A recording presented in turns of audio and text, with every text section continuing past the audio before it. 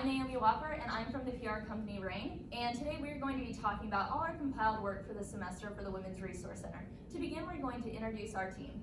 I'm Lexi Otis. Hi guys, I'm Riley Maynard. I'm Ima Adolfo. And I'm Natalie Tinkle. Thank you for joining us today, and we hope you enjoy. All right, thank you again for joining us. Today we are going to be talking about all the findings that we found in our PR research class over your organization, the Women's Resource Center. To begin, we're going to be talking about the 4 stages of our research. We first talked about, our first line of research was in-depth interviews.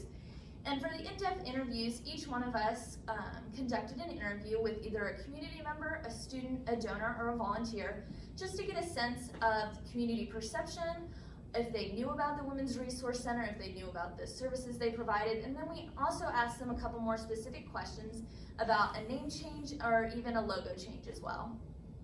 The next thing that we did was we conducted a focus group. Our focus group consisted of about 5 people, but as a class we got to hear from about 35 OU students. Around 10 of them were men and 25 of them were women, and this gave us a really good sense of how the OU community feels about the Women's Resource Center.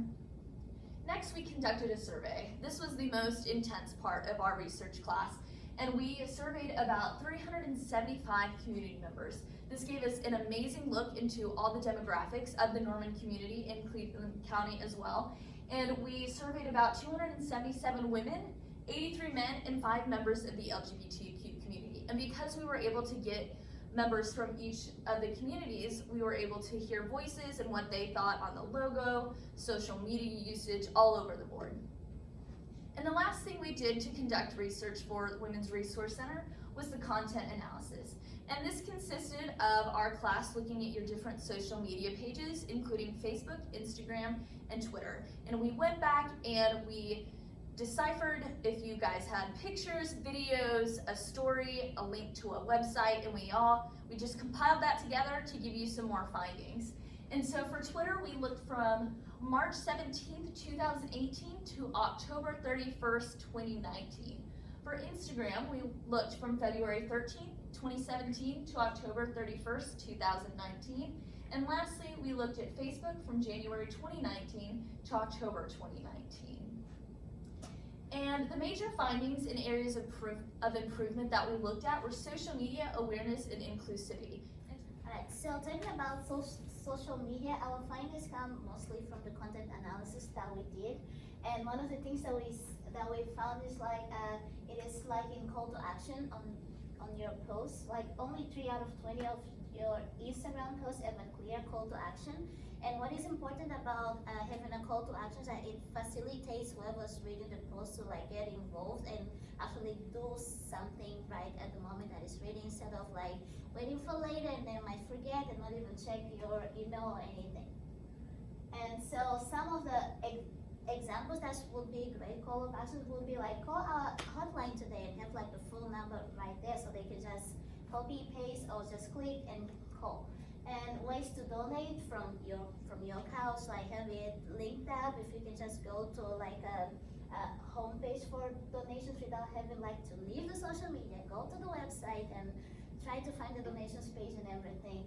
And also like having a thing like why you should volunteer from us, so they can know from start like what is needed, what they will be doing, and how would they help. And check our website is also a nice thing to have as a call of action on social media.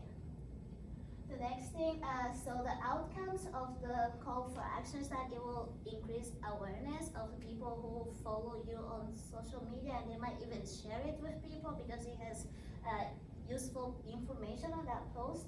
And you might have like higher event attendance, more donations, and more volunteers, just because it's already there clearly stated. So other thing that we found about social media is that it is lacking some storytelling. So 73% of you guys' posts on social media do not tell a story about themselves and the people that they serve. So if you have like a story, probably of like a victim that you help, an event that you guys produce, and like having the story there will help us as the readers on the other end of the page to connect more with you. And so some examples would be having some testimonials in the page without any identification or anything that will help us to just have more empathy for them, how many people are helped, what the donations go toward, and why volunteering matters. So, and what this will do is that it will increase community empathy. We'll feel more connected because we know what is happening. It will raise awareness about domestic violence. It will motivate involvement from followers, and will push more victims to seek for help because they already know how the WRC works and what they can expect from them. Okay, so next we're going to be talking about awareness of the WRC and what they offer. Research showed a general unawareness of what the WRC is, so we're going to dive in and show you a little more detail about that. So the first thing we'll talk about is from the 375 people that took the survey, 40% of survey respondents were not aware of the Women's Resource Center as a whole. So a pretty big chunk of that 375.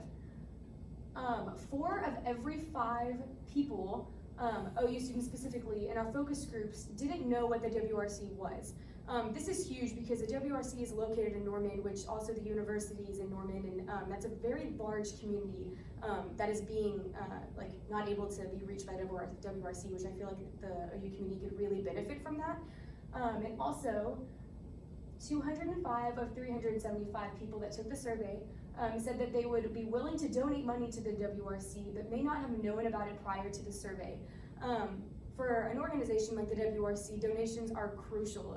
It is what helps keep the organization going, keeping the community together, and able to reach out to the community and offer the services that WRC does. So this was a huge piece of information that we received from the survey. 297 of the 375 also said that they would be willing to donate material goods as well, but may not have known about the WRC to begin with. Money donations are amazing, but so are material goods. Like a lot of families that come in for support for the WRC may need things for their children, may need clothes, may need food. So material good donations are a huge part of this also, and was a good piece of information that we received from those surveys. So as a whole, about awareness in the WRC, some suggestions we have are be more active and interactive on social media platforms. This is a great way to reach the community and tell more people about what the WRC is and what they do. To use these platforms to discuss specifically what is offered. Host events for students and offer things like free pizza, buttons, stickers, if they follow the account, just some fun incentives to get people involved. And to also post about events on social media beforehand rather than the day of. Perfect. All right, so finally, we are going to look into more of the inclusivity or lack thereof for men and LGBTQ community members. We really wanted to focus on this because throughout most of our secondary research, we really found that this was a common thread, that people did not think that there was a large inclusivity in the organization. So we really want to dive in more and see what some of our respondents said. So the first thing in this first quote we have here, it says, if a man were raped, he would not see the Women's Resource Center as a place for him to go. In fact, he would have no idea of where to go. So this is really important because we know that you guys say that you offer your services to men, women, members of the LGBTQ community, but this respondent felt that a man would not know A, where to go, or B, if he did hear of the Women's Resource Center, he would not feel that that was a place for him to go. In our next quote here, it says, as far as I can tell, there is no LGBTQ health section on their website. I only learned I could find care as a non-binary person through word of mouth. So the word of mouth part is great. It's great that people are talking about the inclusivity of the organization, but if they can't find it on their website directly from the source themselves, that is a little bit tricky. Next on this last one says, any frequently asked questions and program and services list. There's also a lot of very overly gendered language that could be made more inclusive. So it's not enough to just say that you're inclusive, but really showing it by really using all of the correct dialogue as well. So we found that 4 of 5 LGBTQ people disagreed with the statement that the name of the Women's Resource Center is inclusive. So this is a huge demographic that you guys are missing by having a name specifically that says women's in the title and throughout the rest of your language. So we think an update in that could help you guys out a lot. So finally, we have some suggestions to help improve the inclusivity of the Women's Resource Center with men in the LGBTQ community. So first, we think a new logo that is either gender neutral or conveys a message of inclusivity could really help you guys out. Maybe getting away from the 4 women in your original logo and moving to something that's more neutral. Next, we said to change the gender neutral wording in all of the rest of your documents from women to victims to be more, again, neutral. A new name, or at least the use of the acronym WRC, could really help by just taking the name women's out of it. It opens up a whole new world, just like the other organizations like the YWCA did. You don't really remember what the words actually stand for anymore. And finally, a mission statement update that just says that the WRC welcomes all people. And finally, we're gonna have Lexi come up and just summarize everything up for us. Okay, so now I'm just going to talk about some overall suggestions that we have that are kind of an overarching solution to the different things that we spoke about and the issues that you might be facing. We think that the main one that you guys really need to focus on more than anything is definitely a change in the logo, just to be more inclusive, to be a lot less gendered, and just to be something that not only catches people's eye, but it is something that conveys the message that you guys accept all people. Along with this, if it's at all possible, it's important that you can at least use the acronym WRC, but also just changing the name as a whole would be great, just because it can be exclusive for men in the LGBTQ plus community. So just to kind of further prove those findings, we have a quote here that says, "If the center is a resource for LGBTQ plus people or individuals as well, then the logo and name should probably reflect this with more balanced and gender neutral aspects. You don't want to alienate someone immediately with the name or the logo." So like they said, the name and the logo are the first thing that people see regardless of where they're finding you from, whether it's social media, your website, regardless.